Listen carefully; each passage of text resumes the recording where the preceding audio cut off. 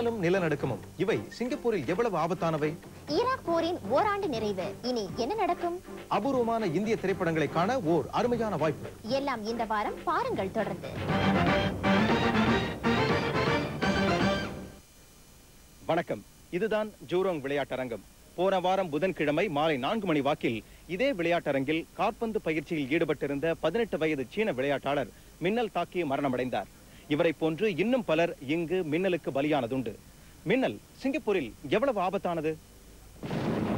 Singapore பூமத்திய ரேகைக்கு அருகில் இருப்பதால் கடுமையான வெப்பமும் ஈரச்சரிவும் இடியுடன் கூடிய புயல் காற்று உருவாவதற்கு சாதகமாக அமைந்து விடுகின்றன. இந்த புயல் காற்றிலிருந்துதான் மின்னல் பிறக்கிறது. உலகமெங்கும் தினந்தோறும் ஒவ்வொரு வினாடியும் 100 மின்னல்கள் வீசுகின்றன. மின்னல் ஒரு வினாடிக்கு 100,000 கிலோமீட்டர் வேகத்தில் பாய்கிறது. ஒரு மின்னல் 10 மில்லியன் மின் விளக்குகளை விட பிரகாசமானது. அவ்வளவு ஆற்றல் மின்னலில் இருப்பதால் தான் அதன் தாக்கத்திற்கு உட்படுவோர் உடனே உயிரை விடுகின்றனர். ஜூரோங் விளையாட்டரங்கில் சின்ஷி குழுவைச் சேர்ந்த 18 வயது ஜியாங் தாவ் இப்படித்தான் மின்னல் தாக்கி மரணமடைந்தார். சிங்கப்பூரின் அனுபவத்தை பொறுத்தவரை 1 மில்லியன் பேருக்கு 1.7 பேர் மின்னல் தாக்கி மடிகின்றனர். இந்த விகிதம் அமெரிக்காவை விட 3 மடங்கு அதிகம், பிரிட்டனை விட 8 மடங்கு அதிகம். சிங்கப்பூரில் பெரும்பாலும் பிற்பகல் 2 மணியிலிருந்து 6 மணிக்குள் தான் ஒருவர் மின்னல் தாக்கி சாகிறார். அப்படி பார்க்கும்போது ஜங் தாவ் கூட மாலை 4 மணிக்கு சற்று முன்னதாகத்தான் மின்னலால் தாக்குண்டார். உயரமான இடங்களையே மின்னல் தாக்கி ஊடுருவும். அதனால்தான் மரத்திற்கு பக்கத்திலோ உயரமான கம்பத்திற்கு அருகிலோ கோபுரத்திற்கு நெருக்கமாகவோ நிற்கக்கூடாது என்று சொல்லப்படுகிறது. சீன விளையாட்டாளர் ஜியாங் தாவ் தான் ஜூரோங் திடலில் ஆடிக்கொண்டிருந்த அனைவரையும் விட உயரமானவர். அதனால் மின்னல் முதலில் அவர் மீது பாய்ந்தது. இடி இடித்து மின்னல் தோன்றும் அபாயம் இருக்கும்போது திடல் போன்ற வெட்ட வழிகளில் தலை காட்டக்கூடாது. திடலில் ஆடிக்கொண்டிருக்கும் போது மின்னல் மிரட்டினால் அருகில் உள்ள கட்டடத்திற்குள் சென்று புகுந்து கொள்ளலாம்.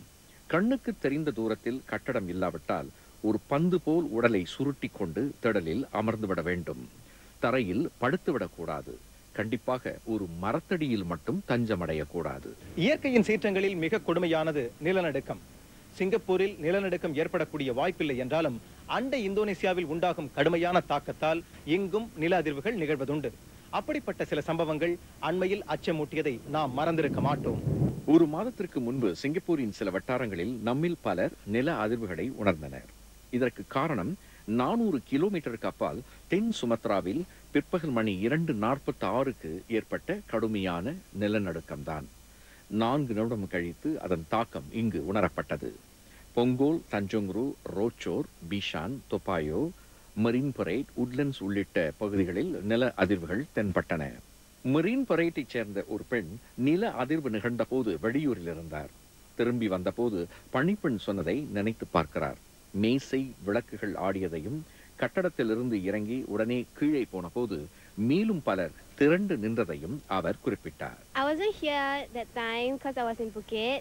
Then when I got back, my mate told us about it. She said that she felt the tremors and it was the lamps and the tables, so everything was shaking.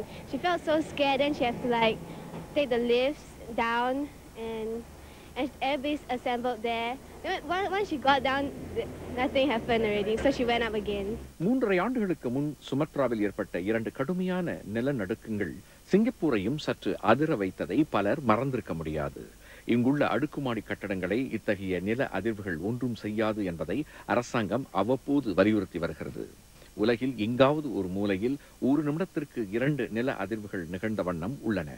சொல்லப்போனால் ஆண்டுதோறும் சிறியதும் பெரியதுமான 11 மில்லியன் நிலநடுக்கங்கள் தோன்றுகின்றன. அவற்றுள் நாம் உணர்வது 34,000 அதிர்வுகளையே. அதிலும் ஒரு சில அதிர்வுகள் தான் நம்மை கடுமையாக தாக்குகின்றன. நிலநடுக்க அதிர்வுகளை முன்கூட்டியே கண்டறிந்து எச்சரிக்கை தரும் கருவியை உருவாக்கி இருக்கிறார் சென்னையைச் சேர்ந்த திரு கணபதி. கடந்த 40 ஆண்டாக புது சாதனங்களை உருவாக்குவதில் ஆர்வம் காட்டி வரும் அவரை இப்போது சந்திக்க போகிறோம். வணக்கம் திரு கணபதி. வணக்கம். நிலநடுக்கத்தை முன்கூட்டியே கண்டறியக்கூடிய ஒரு கருவியை கண்டுபிடிச்சிருக்கீங்க. இதுக்கு என்ன காரணம்?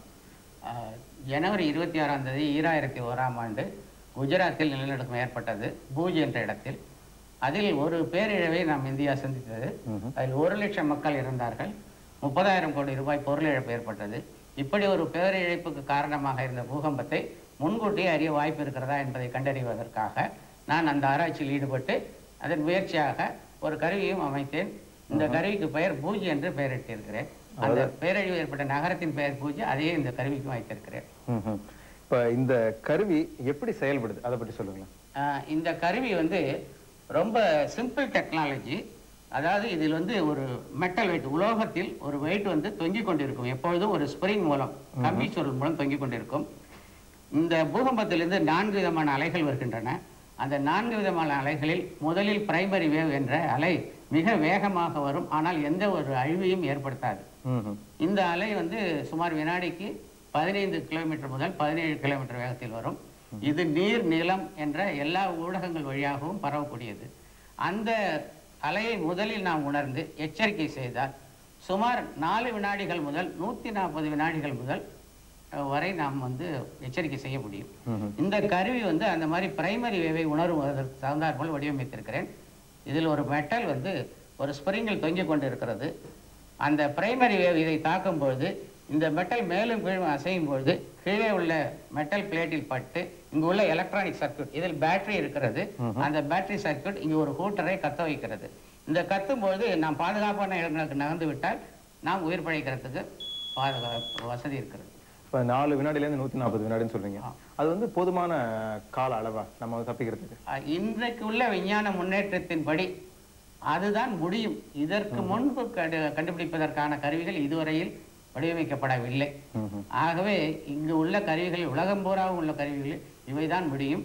எபி சென்டர் என்பது எவ்வளவு தூரம் அதிகமாக தூரத்தில் இருக்கிறதோ அந்த அளவுக்கு நாம் முன்பே கூறிவிட முடியும். சரி, இப்போ நீங்க கண்டுபிடிச்சிருக்க கருவிக்கும் உலகத்துல வந்து இந்த மாதிரி நீங்க கண்டுபிடிச்சிருக்க மாதிரி பல கருவிகள் கண்டுபிடிச்சிருப்பாங்க.